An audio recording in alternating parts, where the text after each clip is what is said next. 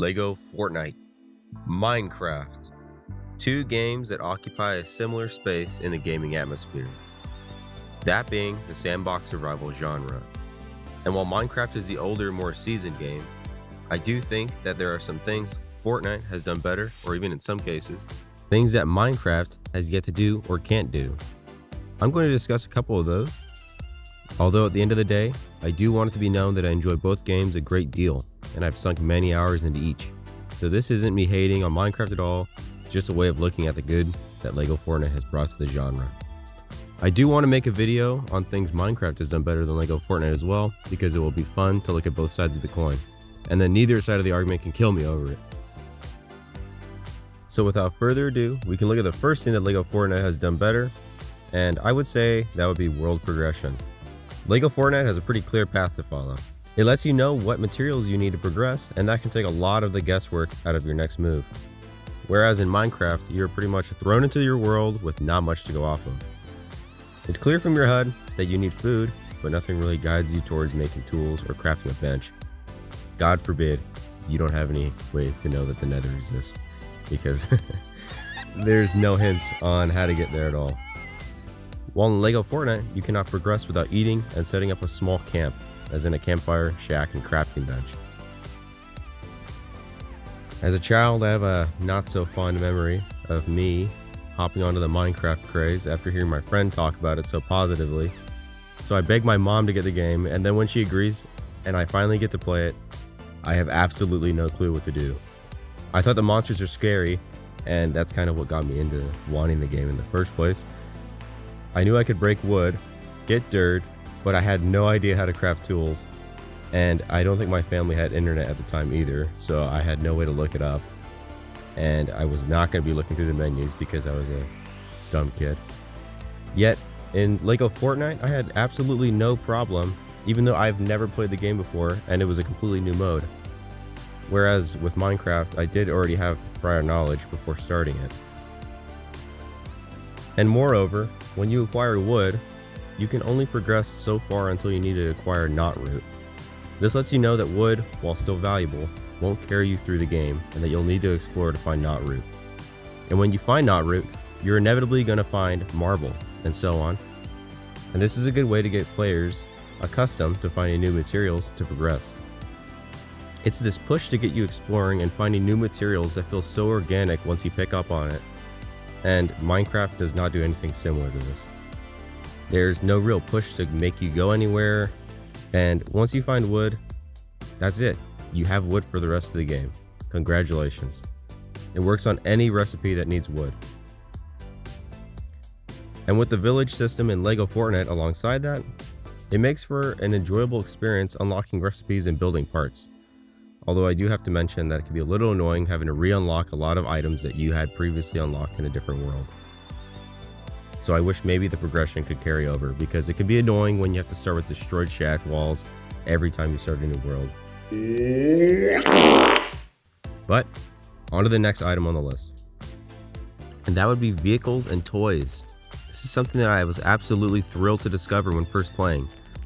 This isn't a feature that is exclusive to Lego Fortnite, but from what I've seen in other games that have the mechanics like this, it seems to be their only draw, and it doesn't get much deeper than that.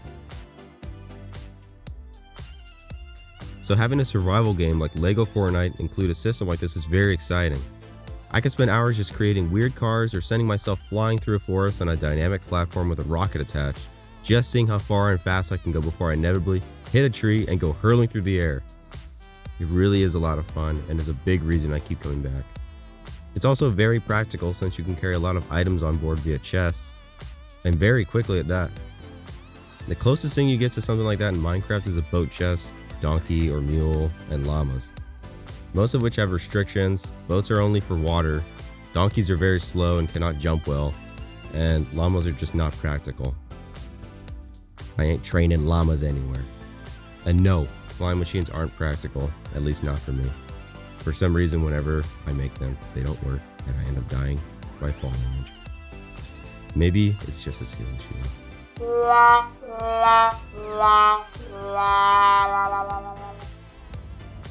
I also forgot to mention that shulker chests are a thing in Minecraft.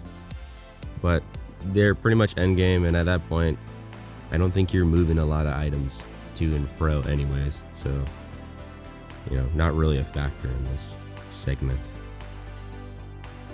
I was mainly talking about like how fun the vehicles are, not necessarily how useful they are. I know I mentioned the chests and everything and how much they can hold, but that's just kind of a bonus on top of it for me. Being able to drive around stuff is secondary to having fun in the game for me. And I think that driving is a lot more fun than moving my entire house. So that's why I said the chauffeurs aren't really a factor. Moving on to the next segment. Enemies. Enemies are a little more subjective because it's all based on your playstyle, but I believe the enemies are done just a little bit better in Lego Fortnite to me. For one, skeletons only come out at night, so you don't need to worry about a random spot of darkness spawning in some enemy, which means light levels don't matter like they do in Minecraft. And I have a sad story because I neglected this once and my entire village got zombified, and I lost some good men that day. Maybe just a moment of silence for my villagers that have died. Thank you. Secondly, there's a lot of variation in enemies, which are unique to each biome and more difficult as you progress the areas. This makes enemies feel diverse, even though there are actually a small number of hostile creatures. And thirdly, they are actually a threat to you and your structures. Rollers and their variants, brutes, and the recently included bears can and will destroy your structures, so they pose an actual threat, which is something that adds some tension to your exploration and is only a good thing in my opinion. I actually didn't know bears could destroy shit until I tried hiding from one on top of something, and it destroyed the bottom, and I came collapsing down in front of it. And I think it is going to be pretty obvious, but building a base is by far better in Lego Fortnite, although a little less customizable in some aspects. But for the most part, being able to put up prefabs and stuff is a big help, and I think that pushes it a little bit ahead of Minecraft. There's also a ton of items you can use to decorate your village with. Minecraft has decoration blocks and items, but they can be hard to fit in your home because of the way the game only allows one item per block, which is really frustrating sometimes. While in Lego Fortnite, you can place items pretty much anywhere there is space, so you can get a really appealing and organic look to your builds, not to mention the prefabs for buildings, which, I already mentioned, but to go over again, they give you a good way to have high quality houses if you need one quickly and if you have the materials, although some of them can get a little pricey. Maybe they should lower it a little bit, but besides that, they're pretty good for the most part. Although there is one thing that annoys me about building a Lego Fortnite, but I think I'll save that one for another video, which I wanted to do as well alongside this one, is things Minecraft did better than Lego Fortnite, which is just the opposite of this video. But I thought it'd be a fun way to show both sides, like I mentioned before. But that's all for this category. It was pretty cut and dry for me. Not really much else to say. And the last thing I want to talk about are the villagers. What the hell? But really only one or two aspects of them, because Minecraft villagers are top tier memes. They cannot be beat. I don't care. The villagers in Lego Fortnite, however, cannot trade like they do in Minecraft, but what they can do is actually talk to you, and they can also accompany you on your journeys, which helps a lot in fights. Actually, now that I'm thinking about it, there's actually one more reason, and that's them basically being your slaves. They are extremely good for their jobs, and you can get a high amount of top tier materials from them.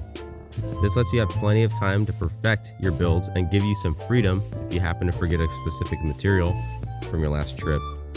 Meanwhile, in Minecraft, if you forgot to grab coal from your last mining trip, then tough luck. Go find some, or go make some charcoal. Blockhead. But that's going to do it for the list. I think these are some great things that Lego Fortnite has done. And like I said, no hate to Minecraft. Minecraft's a lot deeper than Lego Fortnite anyways. But that also just makes it a little bit more impressive that Lego Fortnite has done some things Minecraft hasn't, because you would think that after all this time, Minecraft has pretty much done it all for the genre. But it's really nice to see a game innovate something and make it better and improve upon it. And for that, I really do appreciate the game. Although some of these may even be added to Minecraft in the future, but with how slow the game gets updated, we'll be lucky if we all live to see that. So anyways, I talked for long enough. Thanks for watching and see you soon. Bye bye.